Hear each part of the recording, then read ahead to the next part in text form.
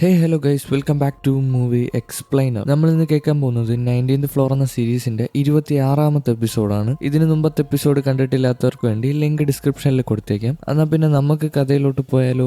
എപ്പിസോഡിന്റെ ആരംഭത്തിൽ എല്ലാരും കൂടെ തലയിൽ ആ VR എടുത്ത് വെക്കുകയാണ്. ഇതിനുശേഷം എല്ലാരും കൂടെ ആ ഗെയിമിലോട്ട് കടക്കുകയാണ് കേട്ടോ. അങ്ങനെ ആദ്യം ചെല്ലുന്നതെന്ന് വെച്ചാൽ ആദ്യം നമ്മൾ കണ്ട ആ ഗെയിമില്ലായിരുന്നു, അതായത് ആ ബിൽഡിങ്ങിൽ വെച്ച് കളിക്കുന്ന ഗെയിം, ആ ഗെയിമിലോട്ടാണ് കടക്കുന്നത്. എന്നിട്ട് അവരെല്ലാരും അവിടെ ചെന്ന് നോക്കുകയാണ് എപ്പോഴാണ് ഗെയിം സ്റ്റാർട്ടാവില്ല, ആ മോൺസ്റ്റർ വരൂല എന്നൊക്കെ. എന്തായാലും അവിടെ വെച്ച് ഗെയിം ഒന്നും സ്റ്റാർട്ട് ആവുന്നില്ല, മോൺസ്റ്ററും വരുന്നില്ല. ഇതിനുശേഷം അവർ വേറെ ലെവലിലോട്ട് പോവാണ്. അതായത് ഓരോ ലെവലുണ്ടല്ലോ, ഓരോ ലെവൽ കംപ്ലീറ്റ് ചെയ്തിട്ടല്ലേ അവർ അടുത്ത ലെവലിലോട്ട് പൊയ്ക്കൊണ്ടിരുന്നത്. അങ്ങനെ അടുത്ത ലെവലിലോട്ട് പോവാണ്. അവിടെ ചെന്ന് നോക്കുന്ന സമയത്തും അവിടെയും ഗെയിം സ്റ്റാർട്ട് ആവുന്നില്ല. എന്താണെന്നറിയില്ല, ആർക്കും ഒന്നും മനസ്സിലാവുന്നുമില്ല. ഇതിനുശേഷം അവർ ആ ക്ലൗണിന്റെ ഒക്കെ ലെവലില്ലേ അവിടെ ചെല്ലാണ്, ആ ജോക്കറിന്റെ ഒക്കെ ലെവല്. എന്നാൽ അവിടെ വെച്ച് ഗെയിം സ്റ്റാർട്ട് ആവുന്നില്ല, ആ ജോക്കറിനെ ഒന്നും കാണാനില്ല, അവിടുത്തെ ട്രെയിൻ കാണാനില്ല, ഒന്നും കാണുന്നില്ല. അപ്പൊ എല്ലാവർക്കും എന്തോ സംശയം പോലെ, ഒന്നും വർക്ക് ആവുന്നില്ല, ഗെയിം ഒന്നും വർക്ക് ആവുന്നില്ല, ഗെയിമിലോട്ട് കളിക്കാൻ പറ്റുന്നില്ല, ഗെയിം ലോഡ് ആവുന്നില്ല, അങ്ങനെ ഒരു അവസ്ഥയിൽ നിൽക്കുകയാണ്. ഇതിനുശേഷം അവർ അവസാനമായിട്ട് ഒരു ലെവൽ കളിച്ചില്ലായിരുന്നു, ആ ലെവലിലോട്ട് വരികയാണ്. എന്നാൽ ആ ലെവലും വർക്ക് ആവുന്നില്ല, അവിടുത്തെ ഡോറൊന്നും ഓപ്പൺ ആവുന്നില്ല. ആ TV-യിൽ ഇടയ്ക്കിടയ്ക്ക് ഒരു ക്യാരക്ടർ വന്ന് അതും ഇതൊക്കെ പറയത്തില്ലേ, ഓരോ കാര്യങ്ങൾ പറഞ്ഞു കൊടുക്കത്തില്ലേ, ആ ക്യാരക്ടറും വരുന്നില്ല, TVയും വർക്ക് ആവുന്നില്ല.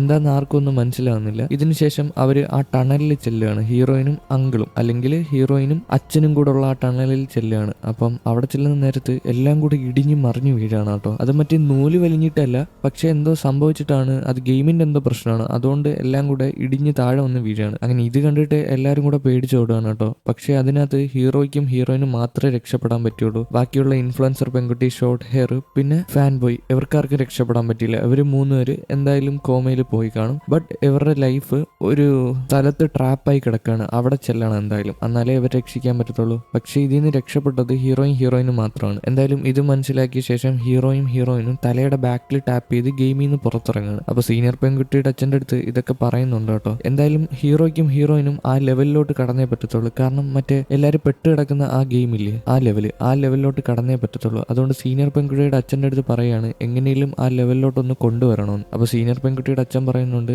അത് നോക്കാം, പക്ഷേ അത് നമ്മൾ TNG എന്ന് പറയുന്ന കമ്പനിയിലെ സെർവർ റൂമിൽ പോയി നോക്കിയാൽ മാത്രമേ പറ്റത്തുള്ളൂ. അവിടുന്ന് ഡയറക്റ്റ് നമുക്ക് ആ ഗെയിമിലോട്ട് കടക്കാൻ പറ്റത്തുള്ളൂ എന്ന്, അതായത് ആ ലെവലിലോട്ട്. അപ്പൊ ഹീറോ ചോദിക്കുന്നുണ്ട് ഇങ്ങനെയൊക്കെ ചെയ്യുമ്പോൾ നിങ്ങളുടെ ജീവന് ഇത് ആപത്താണോ, മറ്റേ ബോസ് നിങ്ങളെ കൊന്നു കളയോ എന്നൊക്കെ ചോദിക്കുന്നുണ്ട്. അപ്പൊ സീനിയർ പെൺകുട്ടിയുടെ അച്ഛൻ പറയുന്നുണ്ട് എനിക്ക് എന്റെ ജീവനല്ല വലുത്, നിങ്ങൾ ഇതിനകത്തോട്ട് എത്തിക്കുമ്പോൾ എന്തായാലും നിങ്ങൾ എന്റെ മകളെ രക്ഷിക്കും, പിന്നെ അതാണ് എനിക്ക് വലുത്. എന്റെ ജീവന് ഞാൻ അത്ര വലിയ വിലയൊന്നും കൽപ്പിക്കുന്നില്ല, എന്റെ മോളാണ് എനിക്ക് വലുത്. ഇതും പറഞ്ഞിട്ട് ഹീറോയിനെയും TNG എന്ന് പറയുന്ന കമ്പനിയിലോട്ട് വിളിച്ചോണ്ട് പോവാണ്. അതായത് സീനിയർ പെൺകുട്ടിയുടെ അച്ഛനും ബോസ് പാർട്ട്നേഴ്സ് ആണ് കേട്ടോ. അപ്പൊ സീനിയർ പെൺകുട്ടിയുടെ അച്ഛന് ആ കമ്പനിയിൽ കയറാം, പക്ഷേ ഡയറക്റ്റ് ആയിട്ടല്ല കയറുന്നത്, അവിടുത്തെ സെക്യൂരിറ്റികളൊന്നും കാണാതെ ആ കമ്പനിയിൽ കയറാണ്. ഒളിച്ചിരുന്നാണ് കയറുന്നത്. അങ്ങനെ ലാസ്റ്റ് അവിടെ ഒരു റൂമുണ്ട്, അതായത് ഈ ബോസ് അവിടെ ഇരുന്നാണ് ഗെയിം കളിക്കുന്നത്, ആ റൂമിൽ ചെല്ലുകയാണ്. എന്നിട്ട് ആ റൂമിൽ ചെന്നിട്ട് ലാപ്ടോപ്പ് കണക്ട് ചെയ്തിട്ട് അതിനെ ഹാക്ക് ചെയ്യാൻ നോക്കുകയാണ്. അതായത് ഹീറോയിനെയും അതിനകത്തോട്ട് ആ ലെവലിലോട്ട് കടത്തി വിടണ്ടേ, അതിനുള്ള തയ്യാറെടുപ്പാണ്. എന്തായാലും അവർ കയറിയ സമയത്ത് ആ റൂമിൽ ബോസ് ഇല്ല, ബോസ് അവിടെ പോയെന്ന് അറിയത്തില്ല കേട്ടോ. അപ്പൊ ഹീറോയിന്റെ ആ VR അതിനകത്ത് കണക്ട് ചെയ്ത് കൊടുക്കുകയാണ്. അവര് അതെടുത്ത് തലയിൽ വെക്കുകയാണ്. ഇതിനുശേഷം അവർ ഗെയിമിലോട്ട് പറഞ്ഞു വിടുകയാണ്. അതായത് ആ ലെവലില്ലേ എല്ലാവരും കുടുങ്ങി കിടക്കുന്ന ആ ലെവല്, അതായത് കോമയിൽ പോയ ആൾക്കാർ കുടുങ്ങി കിടക്കുന്ന ആ ലെവലിലോട്ട് പറഞ്ഞു വിടുകയാണ് ഇവർ രണ്ടുപേരും. സീനിയർ പെൺകുട്ടിയുടെ അച്ഛൻ പുറത്തു നിന്ന് ഇവരെ നിരീക്ഷിക്കുകയും ഇവരെ ഹെൽപ്പ് ചെയ്യുകയും ചെയ്യും. ഇതിനുശേഷം ഹീറോയിനും കണ്ണു തുറക്കുന്നത് ഒരു പുകമയുള്ള റൂമിലാണ് കേട്ടോ. അപ്പൊ ഇവരുടെ പഴയ ട്രോമകളൊക്കെ ഇവർക്ക് ഇങ്ങനെ മനസ്സിൽ വരുന്നുണ്ട്. അതായത് ഹീറോന്റെ അച്ഛൻ ഉപദ്രവിച്ച കാര്യങ്ങളും ഹീറോയിന്റെ അച്ഛനും അമ്മയും ഡിവോഴ്സ് ആയതും പിന്നെ അവളെ നന്നായിട്ട് നോക്കാത്ത കാര്യങ്ങളൊക്കെ ഓർമ്മ വരികയാണ്. അതായത് ഇവരൊരു ട്രോമയിലൂടെ കടത്തി വിടുകയാണ്. ആ പുക കാരണമാണ് ഇതെല്ലാം സംഭവിക്കുന്നത്. എന്തായാലും അവർക്ക് മനസ്സിലായി അവർ രണ്ടുപേരും തൊട്ടടുത്ത റൂമിലാണ് ഉള്ളതെന്ന്. അങ്ങനെ ഹീറോയിൻ ആണെങ്കിൽ അപ്പുറത്തെ മതിലിൽ പോയി കൊട്ടുകയാണ് കൈവച്ചിട്ട്. ഇവർക്ക് തമ്മിൽ ഒരു കോഡ് ഭാഷയുണ്ട് കേട്ടോ, കുട്ടിക്കാലത്ത് പഠിച്ചതാണ്. അത് ആ മതിലിൽ ഇങ്ങനെ അടിച്ചടിച്ച് നോക്കുകയാണ്. ഇതേ നേരം ഹീറോയും അപ്പുറത്ത് നിന്ന് അടിച്ചു നോക്കുന്നുണ്ട്. അങ്ങനെ അവർ തമ്മിൽ കമ്മ്യൂണിക്കേറ്റ് ചെയ്യാണ്. ഇങ്ങനെ ഒരു റൂമുണ്ട്, അതിനകത്ത് പുകയുണ്ട്, പിന്നെ ഇടയ്ക്കൊരു വണ്ടി ഇങ്ങനെ പറന്ന് നടന്നായിരുന്നു കേട്ടോ, ഒരു മിന്നാമിനുങ്ങ്. അതിന്റെ കാര്യമൊക്കെ അവർ കൊട്ടി കമ്മ്യൂണിക്കേറ്റ് ചെയ്യുന്നുണ്ടായിരുന്നു. പെട്ടെന്ന് തന്നെ അവരെ നിന്നിരുന്ന സൈഡിൽ ആ ഡോറ് തുറക്കാണ് ഓരോരുത്തരുടെ റൂമിൽ. അപ്പൊ നോക്കുവാണെങ്കിൽ അവിടെ കുറെ റൂമുണ്ട് കേട്ടോ. അപ്പൊ എല്ലാവരും പുറത്തോട്ട് ഇറങ്ങി വരികയാണ്. ഹീറോയിൻ, ഷോർട്ട് ഹെയർ ഇറങ്ങി വരുന്നുണ്ട്. ഇതേ നേരം തന്നെ ഛർദ്ദിച്ചോണ്ട് അങ്ങോട്ട് ഫാൻ ബോയുടെ വരികയാണ്. അതായത് ഫാൻ ബോയ്ക്ക് നല്ല ഛർദ്ദിലുണ്ട്, ആ റൂമിൽ ആ പുകയടിച്ചിട്ടാന്ന് തോന്നുന്നു. അപ്പൊ ഷോർട്ട് ഹെയർ എന്നിട്ട് അവനെ പിടിക്കുകയാണ്, അവൻ തറയിൽ വീഴാതെ, അത്രയും കുഴഞ്ഞു പോയി അവൻ. ഇതേ നേരം ഇൻഫ്ലുവൻസർ പെൺകുട്ടിയുടെ അങ്ങോട്ട് ഛർദ്ദിച്ചോണ്ട് വരികയാണ് റൂമിന്റെ പുറത്തോട്ട്. അപ്പൊ ഹീറോ പറയുന്നുണ്ട് ഫാൻ ബോയ് ഇങ്ങ് താൻ, ഞാൻ അവനെ നോക്കിക്കോളാം, ഷോർട്ട് ഹെയറെ നീ പോയിട്ട് ഇൻഫ്ലുവൻസർ പെൺകുട്ടീനെ നോക്ക്, അവൾ എന്തായാലും കുഴഞ്ഞ്, അവളെ പോയി പിടിക്കാൻ പറയും. അങ്ങനെ എല്ലാവരും കൂടെ അങ്ങോട്ടും ഇങ്ങോട്ടും ഹെൽപ്പ് ചെയ്ത് നിൽക്കുന്ന നേരം ഡോറ് തുറന്ന് വേറൊരാളൂടെ അങ്ങോട്ട് വരുന്നുണ്ട്. അത് വേറെ ആരുമല്ല, അത് കൂട്ടുകാരി പെൺകുട്ടിയാണ് കേട്ടോ. പക്ഷേ കൂട്ടുകാരി പെൺകുട്ടിക്ക് ഒരു ഫീലിങ്സ് ഇല്ല, മുഖത്ത് ഒരു വികാരം ഇല്ല, ഇവരെ മൈൻഡ് ചെയ്യുന്നില്ല, ഇവരെ ആരാന്ന് അറിയത്തില്ല, അങ്ങനെ ഒരു അവസ്ഥയിൽ നിൽക്കുകയാണ്. അപ്പൊ അവിടെ ഇറങ്ങി വന്ന് നിൽക്കുകയാണ്. ഹീറോയിൻ ചെന്നിട്ട് അവളെ വിളിക്കുകയാണ് കേട്ടോ, കൂട്ടുകാരി പെൺകുട്ടീനെ. പക്ഷേ അവൾക്ക് അനക്കമില്ല, അവള് മൈൻഡ് ചെയ്യുന്നില്ല, എന്താണെന്നറിയില്ല. ഇതേ നേരം പെട്ടെന്ന് അങ്ങോട്ട് കുറെ ഗാർഡ്സ് വരുവാണ് കേട്ടോ. അതായത് ഇവരെ നോക്കാൻ ഏൽപ്പിച്ചേക്കുന്ന കുറച്ച് ഗാർഡ്സ്. അവർ വന്നിട്ട് പറയാണ് ഫുഡ് ടൈം ആയിട്ടുണ്ട്, ഫുഡ് കഴിക്കാൻ സമയമായിട്ടുണ്ട്, പെട്ടെന്ന് വരാം. ഇത് കേട്ട നേരത്ത് കൂട്ടുകാരി പെൺകുട്ടിയില്ലേ, കൂട്ടുകാരി പെൺകുട്ടിക്ക് ഒരു വികാരം ഇല്ലാതെ ഹീറോയിനെ തട്ടി മാറ്റിയിട്ട് അവിടെ നിന്ന് നടന്നു പോവാണ്. ഇത് കണ്ട നേരത്ത് എല്ലാവരും ഒന്ന് ഞെട്ടി പോകുന്നുണ്ട് കേട്ടോ. ഇത് വേറൊന്നുമില്ല, ഇത്രയും നാള് ആ പുകയിൽ കിടന്നിട്ട് ഓരോ ട്രോമ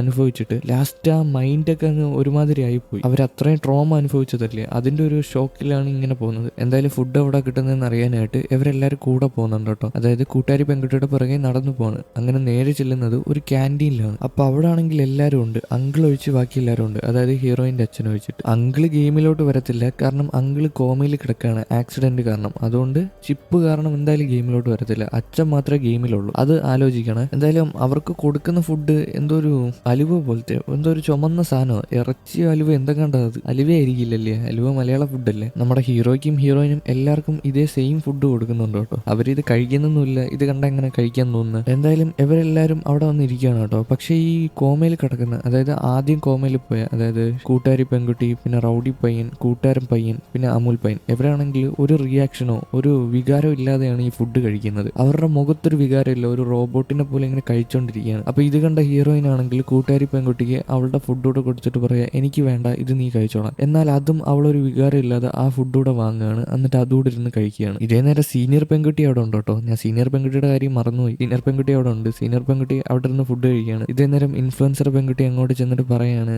ഞാൻ നിന്റെ അടുത്ത് തെറ്റ് ചെയ്തിട്ടുണ്ട്, ഞാൻ കാരണമല്ലേ നീ ഗെയിമിലോട്ട് വന്നത്, എന്നോടൊന്ന് ക്ഷമിക്കാമോ എന്ന് പറഞ്ഞിട്ട് അവളുടെ കയ്യിൽ കയറി പിടിക്കുകയാണ് കേട്ടോ. പെട്ടെന്ന് തന്നെ അവള് പേടിച്ച് മാറിയിട്ട് അവള് സ്വന്തമായിട്ട് പറയാണ് ഇത് ഇല്യൂഷൻ ആണ്, ഞാൻ ഇതൊന്നും സത്യമല്ല, എനിക്കിതൊന്നും വിശ്വസിക്കാൻ പറ്റുന്നില്ല, ഇങ്ങനെയൊക്കെ പറയാണ്. ഇത് കേട്ട ഗോഡ്സ് അങ്ങോട്ട് വന്നിട്ട് പറയാണ് ഇവിടെ അടികൂടാൻ പറ്റത്തില്ല എന്ന്. എന്നിട്ട് ഈ സീനിയർ പെൺകുട്ടി പറയുന്നുണ്ട് എനിക്ക് ഡങ്കിയോൺ എന്ന് പറയുന്ന ഒരു സ്ഥലത്തോട്ട് പോകണമെന്ന്. അതായത് ഡങ്കിയോൺ എന്ന് പറയുന്ന ഒരു സ്ഥലമുണ്ട് കേട്ടോ. അതായത് കൂടുതൽ പ്രശ്നം കാണിക്കുന്ന ജയിൽ പുള്ളികളെ അവിടെ കൊണ്ടുപോയിട്ടായിരിക്കും ടോർച്ചർ ചെയ്യുന്നത്, അങ്ങോട്ട് പോകണ്ടെന്ന് പറയുന്നുണ്ട് സീനിയർ പെൺകുട്ടി. എന്തായാലും ഹീറോയിനൊക്കെ മനസ്സിലായി ഹീറോയിന്റെ അച്ഛൻ അവിടെ ആയിരിക്കുന്നു, അതായത് ഡങ്കിയോൺ എന്ന് പറയുന്ന സ്ഥലത്തായിരിക്കുന്നു. കാരണം കൂടുതൽ പ്രശ്നം ഉണ്ടാക്കുന്ന തടവ് പുള്ളികളെ എന്തായാലും അവിടെ ആയിരിക്കും ഇടാൻ പോകുന്നത്. അപ്പൊ ബോസ് എന്തായാലും ഹീറോയിന്റെ അച്ഛനെ അവിടെ ആയിരിക്കും ഇടാൻ പോകുന്നത്, ഇട്ട് കഴിഞ്ഞത് അവിടെ ആയിരിക്കും. എന്തായാലും ഇത് മനസ്സിലാക്കിയ ഹീറോയിനും കൂട്ടരും ഒരു പ്ലാൻ ഉണ്ടാക്കുകയാണ്. അതായത് അടി ഉണ്ടാക്കുന്ന ആൾക്കാരല്ലേ ഡങ്കിയോൺ എന്ന് പറയുന്ന സ്ഥലത്തോട്ട് കൊണ്ടുപോകുന്നത്. അതുകൊണ്ട് തന്നെ ഹീറോയിനും എല്ലാവരും കൂടെ അടി ഉണ്ടാക്കാൻ തീരുമാനിക്കുകയാണ്. ഇതേ നേരം ഹീറോയിന്റെ അടുത്ത് പറയുന്നുണ്ട് നീ പോയി കൺട്രോൾ റൂമിൽ പോയിട്ട് ആ ഫോഗ് എല്ലാം, അതായത് ആ പുകമയ എല്ലാം കൺട്രോൾ ചെയ്യണം, ആ പുക കാരണമാണ് നമുക്കൊന്നും നേരെ ചോദിച്ച് ചിന്തിക്കാൻ പറ്റാത്തത് ട്രോമയിൽ പോകുന്നതെന്ന്. അപ്പൊ ഹീറോ സമ്മതിക്കുന്നുണ്ട്, അവൻ പോയി കൺട്രോൾ റൂം കൺട്രോൾ ചെയ്യാൻ. എന്തായാലും ഹീറോയിൻ ആണെങ്കിൽ അവിടെ ഇരുന്നൊരു പ്ലേറ്റ് എടുത്ത് അവിടുത്തെ ബെഞ്ചിലടിച്ച് പൊട്ടിക്കുകയാണ്, ഷോർട്ട് ഹെയറിനെ പിടിച്ചിട്ട് അടിക്കുകയാണ്. ജസ്റ്റ് അഭിനയം മാത്രമാണ് കേട്ടോ. അതായത് ഈ ഗോഡ്സ് അവർ വന്ന് പിടിച്ചോണ്ട് പോയിട്ട് ഡങ്കിയോൺ എന്ന് പറയുന്ന സ്ഥലത്ത് അടച്ചിടാനുള്ള വെറും ഒരു അഭിനയം മാത്രമാണ്. എന്തായാലും അവിടെ ഭയങ്കര വലിയ അടി നടക്കുകയാണ് കേട്ടോ. അതായത് നമ്മുടെ ഹീറോയിൻ ആണെങ്കിൽ ഷോർട്ട് ഹെയറിനെ ഞെച്ചര പിച്ചര അടിക്കുന്നുണ്ട്. ഫാൻ ബോയ് ആണെങ്കിൽ ഗോഡ് വന്നപ്പം അവരെ പിടിച്ചു വയ്ക്കുന്നു, ഗോഡ്സിനെ അങ്ങോട്ട് കടത്തി വിടുന്നില്ല. എന്തായാലും ഗോഡ്സ് ഒന്ന് പിടിച്ചു മാറ്റുകയാണ്. ഇതേ നേരം ഹീറോയിൻ പെട്ടെന്ന് തറയിൽ കിടന്ന ഒരു ചില്ല് എടുക്കും, അതായത് ഈ പ്ലേറ്റും ഗ്ലാസ് ഒക്കെ പൊട്ടിയില്ലേ അതിന്റെ ഒരു കഷ്ണം എടുത്ത് കയ്യിൽ വെക്കുകയാണ്, എന്താണെന്നറിയില്ല അങ്ങനെ എടുത്ത് വെക്കുകയാണ്. ഇതിനുശേഷം ഹീറോയിനെ അവിടെ നിന്ന് പിടിച്ചോണ്ട് പോകാണ്. ബാക്കിയുള്ള ആൾക്കാരൊക്കെ ഫുഡ് കഴിച്ച് കഴിഞ്ഞല്ലോ, അതുകൊണ്ട് അവരെ അവിടെ നിന്ന് പിടിച്ചോണ്ട് പോയിട്ട് അവരുടെ സെല്ലിലിടാൻ, അതായത് അവരുടെ ജയിലിലിടാൻ കൊണ്ടുപോവാണ്. എന്തായാലും ഹീറോയിനെ വേറെ എങ്ങുമല്ല കൊണ്ടുവരുന്ന വേറൊരു റൂമിലാണ് കേട്ടോ. അപ്പൊ തൊട്ട് സൈഡിലുള്ള ആൾക്കാരെ ആ റൂം വഴി കാണാം. അപ്പൊ തൊട്ട് സൈഡിൽ വേറെ ആരുമല്ല, ഹീറോയിന്റെ അച്ഛനാണ് നിൽക്കുന്നത്. ഹീറോയിന്റെ അച്ഛനും ആ പുകയുടെ ഇടയിൽ കിടക്കുകയാണ് കേട്ടോ. ഹീറോയിന്റെ റൂമിലോട്ട് കുറെ അധികം പുക വരുന്നുണ്ട്. ഇതേ നേരം ഹീറോയിന്റെ അച്ഛനും മനസ്സിലായി അത് ഹീറോയിനാണെന്ന്. അങ്ങനെ ഹീറോയിനെ ചെന്ന് പേര് വിളിക്കുകയാണ് കേട്ടോ. ഇവിടെ സീൻ കട്ടായിട്ട് അടുത്ത സീനിൽ ഹീറോനെ കാണിക്കുകയാണ്. ഹീറോ ആ അടിയുടെ ഇടയിൽ ഒരു ടിഷ്യൂ പേപ്പർ വെള്ളം ഒഴിച്ച് നനച്ചെടുത്തിട്ടുണ്ടായിരുന്നു. കാരണം പുക വരുമ്പോഴല്ലേ ഇവരുടെ സ്റ്റേറ്റ് ഓഫ് മൈൻഡ് നഷ്ടപ്പെട്ടു പോകുന്നത്, അതായത് ഇവരുടെ മാനസികാവസ്ഥ വല്ലാതാവുന്നത്, ഇവർ ട്രോമ അനുഭവിക്കുന്നത്. അങ്ങനെ വരാതിരിക്കാനാണ് ആ ടിഷ്യൂ പേപ്പറിൽ വെള്ളം ഒഴിച്ചെടുക്കുന്നത്. അങ്ങനെ ആ ടിഷ്യൂ പേപ്പർ എടുത്ത് മുഖത്ത് ഒപ്പി പിടിക്കുകയാണ്. അപ്പൊ ആ പുക വരുമ്പം അവന് ശ്വസിക്കാൻ പറ്റത്തില്ല, മീൻസ് അവൻ അത് ശ്വസിക്കത്തില്ല. അങ്ങനെ